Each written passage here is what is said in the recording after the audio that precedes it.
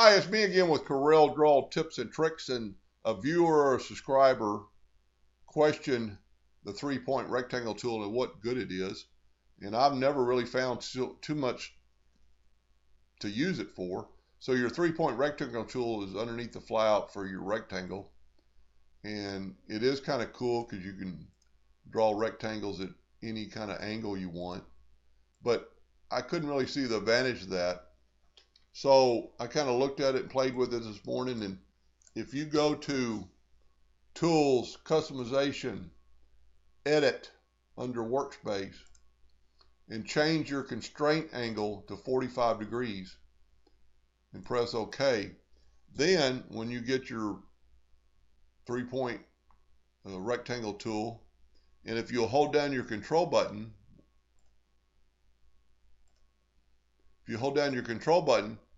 it makes you draw a line at 45 degrees. And then your rectangle will be set off at 45 degrees. So if you hold down your rectangle or your control button, it'll stop at 45 degrees. And then if you let go, it'll draw you a perfect rectangle, or a square, a perfect square, I guess.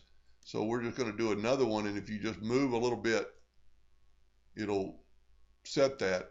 But if you don't, if you just hold it down and then let go, you can draw your rectangle to any angle you are.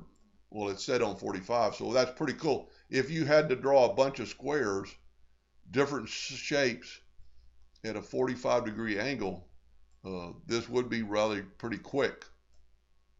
Anyway, hope that answered his question, and thank you for watching.